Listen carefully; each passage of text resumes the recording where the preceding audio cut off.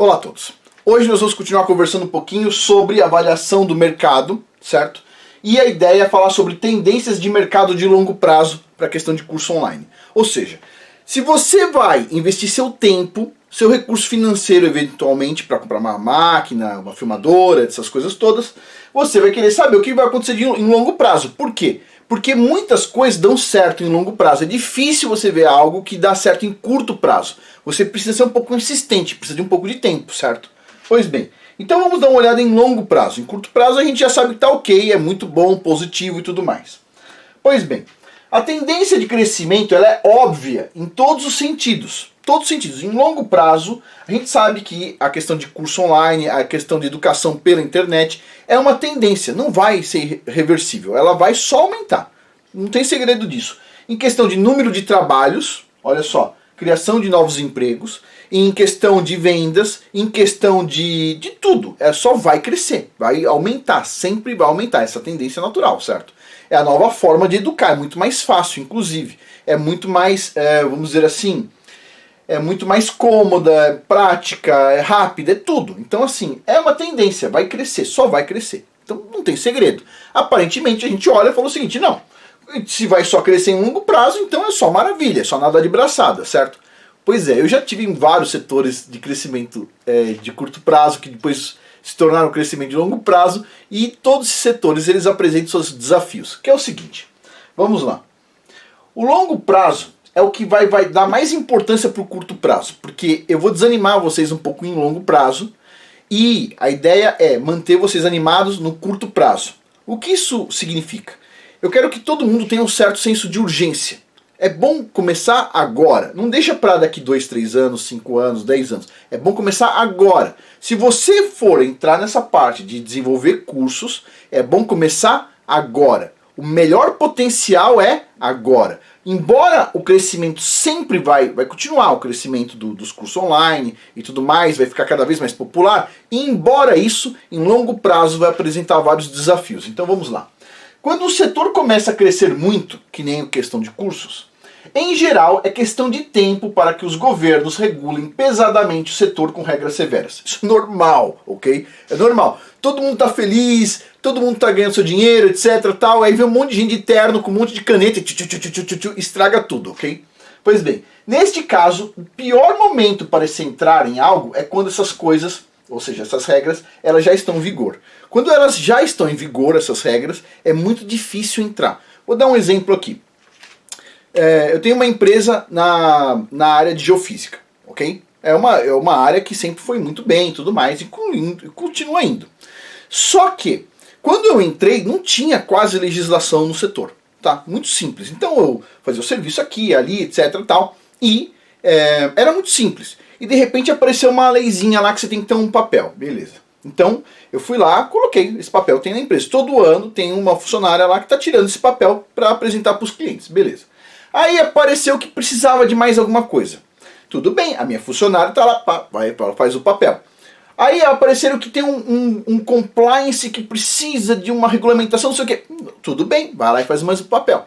E aí o que acontece? Isso foi sendo feito ao longo dos anos. Para mim não foi difícil. Sempre que apareceu uma legislação nova, eu falava assim, puxa, que chato. Mas eu vou lá, sentei, pesquisei, etc. Tá, ok, vamos fazer desse jeito, quem vai fazer? Essa pessoa. E assim vai. Pois bem, hoje, quando eu vou mandar um relatório para o cliente, eu mando um relatório administrativo com um monte de papeizinhos, né? Que dá mais ou menos 130 páginas. Fora o relatório. Eu vou lá, entrego um relatório, entrego um chumaço, que é para eu poder receber o valor, certo? Então assim, tem um monte de burocracia. Para mim faz diferença? Para mim não faz. Certo? Eu entrei faz tempo, fui melhorando a empresa ao longo do tempo, não faz diferença para mim. Agora, vamos supor que eu fosse entrar hoje, concorrer comigo mesmo. Eu não ia conseguir.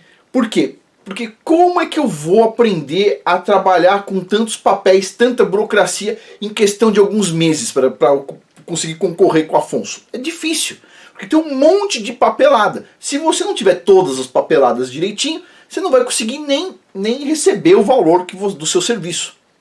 Então assim, tem uma burocracia. Para mim, que já estou lá dentro, é ruim? Para mim tanto faz. Se não tivesse burocracia, é melhor, é mais fácil. Mas A burocracia, de certa forma, ela acaba dificultando concorrência. Infelizmente é isso, é o que os caras fazem. Então quem entrou primeiro tem mais facilidade, porque você vai se adaptando aos pouquinhos, porque vai aparecer um monte de legislação. Quem vai entrar daqui 6, 7 anos, vai chegar assim, ó, você tem que só entregar toda essa papelada aqui. Não vai ser um papel por vez que você vai aprender a fazer, você vai ter que fazer um calhamaço de papel. É mais difícil. Então o melhor momento para você entrar é o momento que ainda não tem grandes regulamentações, que é este momento. Daqui 5 anos, 10 anos, com certeza vai ter um monte de regulamentação. A gente sabe que nós pagamos impostos para um monte de engravatado ficar com uma caneta lá, assinando papel o dia inteiro. E essa papelada que eles estão assinando nunca favorece a gente, certo? Então, ou seja, tem uma tendência, a tendência de coisas que vão bem é aparecer uma série de burocracias. Pois bem, dito isso, então o melhor momento para entrar é quando ainda não tem toda essa regulamentação, esse é o momento. Além disso, existe uma tendência natural de setores em crescimento se tornarem um ambiente rico para organizações sem fins lucrativos que oferecem serviços grátis, ok? Criando uma concorrência desleal que, em geral, reduz a qualidade dos serviços prestados. Isso aqui é uma coisa terrível, é uma coisa assim que...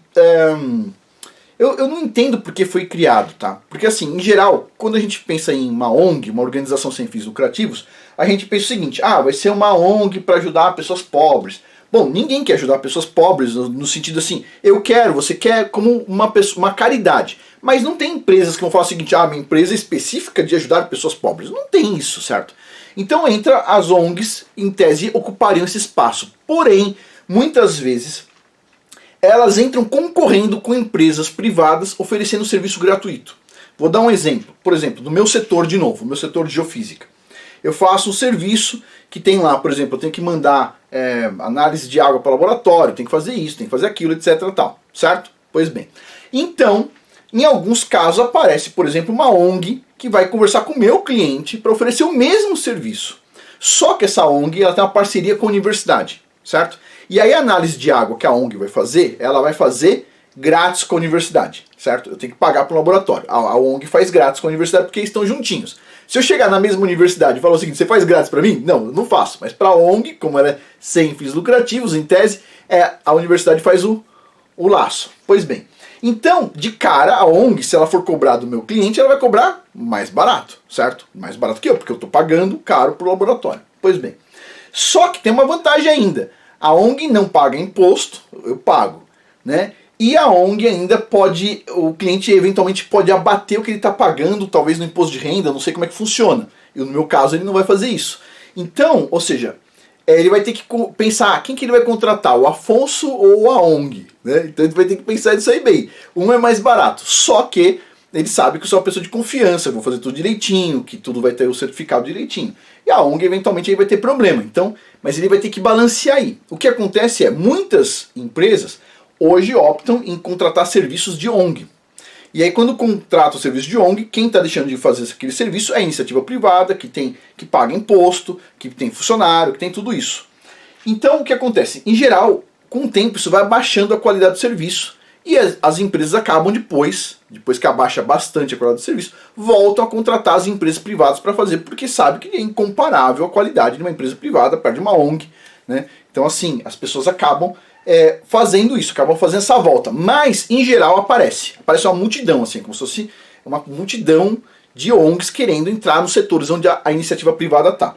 Como esse setor de cursos é um setor vinculado à educação, vai ser natural, no meu ponto de vista, as ONGs entrarem aí e falar o seguinte, não, a gente está oferecendo curso grátis disso, daquilo, etc. Tal. Só que, no meu ponto de vista, muitas pessoas vão entender que tem poluição, vai ter, com certeza, poluição dentro desses cursos, às vezes ideologia, ideias perturbadas, não importa, vai ter ideias políticas, não sei.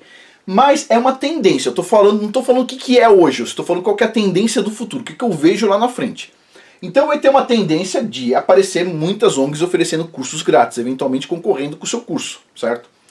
Criando então uma concorrência desleal, que em geral reduz a qualidade então dos serviços prestados, mas vai reduzir também o custo, o preço. Pois bem, mesmo as organizações sem fins lucrativos, não conseguindo reduzir a zero o crescimento desse setor, porque o setor vai crescer muito, elas produzem redução de preço no longo prazo, o que dificulta novos entrantes no setor. Muitas pessoas ficam felizes com isso, falam o seguinte, quando as ONGs entram, o preço abaixa. O preço abaixa, mas a lucratividade abaixa, o salário das pessoas abaixa, tudo abaixa consequentemente. Mas essa é uma tendência, é inevitável. Eu posso não gostar da tendência, tá? Eu não gosto. Mas quando eu vejo assim, os setores, eu já vi setores crescendo e depois crescendo mais ou estabilizando, já vi várias vezes isso. E assim, a tendência é essa. Entrou um setor que alguém vê, aquele setor ali tem algum recurso financeiro para ganhar, vai aparecer ONG. Vai aparecer leis, vai aparecer burocracia, sempre assim. Então, ou seja, se tem um setor tão fabuloso como é a questão de curso, e todo mundo está olhando para esse setor, a tendência é, em longo prazo, você ter mais dificuldade para entrar. Qual é o melhor momento para entrar? Agora. Pois bem, dito isso. Agora, vamos analisar a tendência de longo prazo. Tá? Tendência de longo prazo a gente vai avaliar como oportunidades e desafios. Então primeiro vamos para a oportunidade. O slide está quase vazio. Os desafios, o slide vai estar anotado, ok? Então vamos lá. Primeiro para a oportunidade. A oportunidade é o seguinte. Autocrescimento, se tem autocrescimento, é uma oportunidade. Ótimo. Normalização dos cursos online. As pessoas vão fazer cada vez mais cursos através da internet. Ótimo. Acabou aí, tá? Nada além disso na parte de oportunidades de longo prazo. Vai ter muito desafio pela frente. É o meu ponto de vista. Agora, em longo prazo, quais são os desafios? Vamos lá. Legislação com leis restritivas em alguns países, não vão ser em todos. Por exemplo, os Estados Unidos sempre tem mais facilidade, tem alguns países que tem uma facilidade assim de ter menos legislações, mas se você for pegar a Europa, né, países mais socialistas como o Brasil, né, e outros países desse tipo, a tendência é você ter um controle maior, né, através de regulamentações. Além disso, criação de dificuldade de novos entrantes no mercado devido, então, a cursos grátis. Por exemplo, eu estou com os meus cursos, certo? E os meus cursos as pessoas vão assistindo, elas vão gostando, etc. Tal, elas confiam em mim. Essa é uma relação de confiança que a gente já vai falar, uma relação importante. Agora, quando você tem, por exemplo, meu curso concorrendo eventualmente no futuro com um curso grátis, a pessoa sabe quem sou eu, sabe o meu compromisso, certo? Tenho as pessoas assistindo o curso já há algum tempo. Então o que acontece? Ela vai pensar, bom, curso grátis ali, eu posso até ver que é grátis, mas o que o Afonso tem a dizer? Então as pessoas confiam, é a confiança, certo? A gente vai ver o quanto é importante. Então isso não vai, por exemplo, para quem já está numa área de cursos, não vai prejudicar muito. Agora, quem vai entrar, vai começar do zero, nunca fez um curso, vai entrar, vai ter dificuldade. Então, de novo, qual que é o melhor momento para entrar? Agora. Redução também drástica de preços, vai reduzir preço em longo prazo, com surgimento de eventuais cursos de boa qualidade grátis. Pode acontecer de aparecer cursos eventualmente bons grátis. Isso vai tender a reduzir preço. Concentração de cursos lucrativos em nichos restritos e altamente qualificados. Ou seja, os melhores cursos no futuro, do meu ponto de vista, vão ser os cursos mais específicos, mais em nicho, mais específico do que hoje. Então, por exemplo, um curso na parte no meu caso, tá? Eu sou sismólogo, geofísico e sismólogo. Então, no meu caso, um curso na área de sismologia bem específico. Talvez, que ONG vai fazer uma coisa dessa? Que empresa vai fazer uma coisa dessa? Talvez tenha uma boa oportunidade aí no futuro, em cursos mais específicos. Pois bem, ou seja, sempre vai haver oportunidade. Quando a gente diz assim, existem desafios pela frente, não significa que as oportunidades vão sumir. Pelo contrário, elas sempre vão existir. Só que você vai ter que estar olhando para elas cada vez com um ângulo um pouco diferente, certo? Pois bem, dito isso. Vamos lá, oportunidades versus desafios. Mais desafios do que oportunidades até. Aproveitar o momento inicial, mais fácil de se começar algo nessa área, para aprender a iniciar então nessa área. Isso aí você tem que aproveitar o momento inicial. Aproveite, esse é o momento melhor. Aproveitar o momento inicial. É o mais fácil para começar. Depois vai ficar mais difícil. Desenvolver bons cursos para criar uma lista de clientes que conheçam e confiem em seu trabalho. Ou seja, isso vai te garantir, nesse cenário de desafios que vai ter no futuro, você ainda ter a sua venda lá dos seus cursos. Você está colocando seus cursos à venda, você ainda vai ter um potencial de venda se você desenvolver uma relação de confiança com os seus clientes, certo? Eu vou contar uma história aqui, até deixar anotado aqui, a história da venda de cobertores. contar uma história. Hoje em dia é muito fácil a gente comprar um edredom, é muito fácil a gente comprar um cobertor, não é verdade? Você vai no Walmart, você vai no Carrefour, você vai...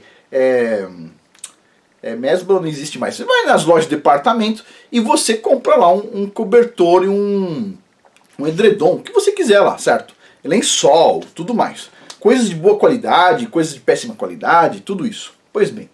Mas isso não foi sempre assim. O meu padrinho, né, ele vendia edredom e cobertor, ok? Pois bem, então era uma época que não tinha esses supermercados gigantes e tudo mais.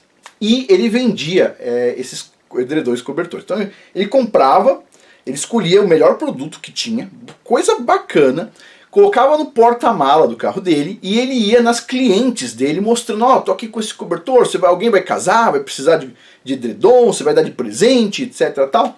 E ele tinha as clientes fixas dele, tinha um monte de cliente. Ele passava com o carro dele, uma vez por mês, essas clientes, eu tô com isso aqui e tal, e a pessoa acabava comprando, a pessoa gostava, falava, pô, um produto bom, ele escolhia o produto, ele não comprava da China, percebe? Tinha coisas no Brasil fazendo bons produtos, ele escolhia o melhor. E as pessoas gostavam e compravam dele.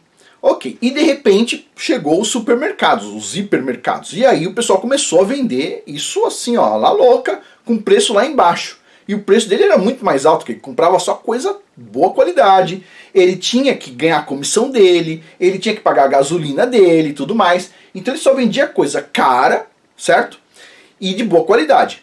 E aí, puxa vida, todo mundo pensou o seguinte na época, poxa, agora com esse negócio, todo mundo vendendo edredom, cobertor, para tudo quanto é lado, vai ser difícil esse cara sobreviver, certo? Imagina. Olha, passou desde que abriu o supermercado, passaram acho que uns 30 anos, e ele não deixou de sair com o carro dele um dia, não deixou de vender edredom, cobertor um dia da vida dele. Todo dia ele vendia. Ele sempre saía com o carro e voltava vazio, sempre. Tipo assim, ele morreu, se eu não me engano, faz uns um ano e pouco atrás, ele sempre vendeu todos os dias. Então assim, por que isso? Porque as pessoas que conheciam ele sabiam que ele oferecia um produto de boa qualidade. Sabia que o que ele oferecia não era um produto porcaria da China. Ele não ia no Walmart comprar um produto baratinho para ir vender de porta em porta. Ele não fazia isso. Ele tinha cliente, ele tinha questão de honrar o nome dele. Então, espera um pouquinho. Ele vendia sempre uma coisa bacana e isso fez com que ele, até o final da vida dele, tivesse assim sem problemas, mesmo o mundo tendo mudado. Ou seja, vai ter desafios de longo prazo? Com certeza, mas se você fizer um curso de boa qualidade e as pessoas que adquirirem o seu curso vê que, olha, o que eu ganhei de valor aqui, perto do que eu paguei, tipo assim, valeu a pena, se as pessoas entendem isso, elas vão comprar um outro curso seu, vão comprar outro curso seu, e isso aí você vai montar então uma lista de clientes que assim, vão vamos dizer assim, por confiar em você, por você ter credibilidade com essas pessoas, como eu sempre busco fazer também, essas pessoas vão continuar comprando seu curso, independente se vai ter curso de uma ONG XPTO grátis do mesmo assunto, ok? Pois bem, ou seja, se você vê desafios pela frente, o que você tem que fazer? Você tem que se comportar da maneira adequada para encarar esses desafios. Pois bem, nunca algo vai conseguir substituir uma relação de confiança, ponto final. Isso nunca vai acontecer, então não é um grande problema.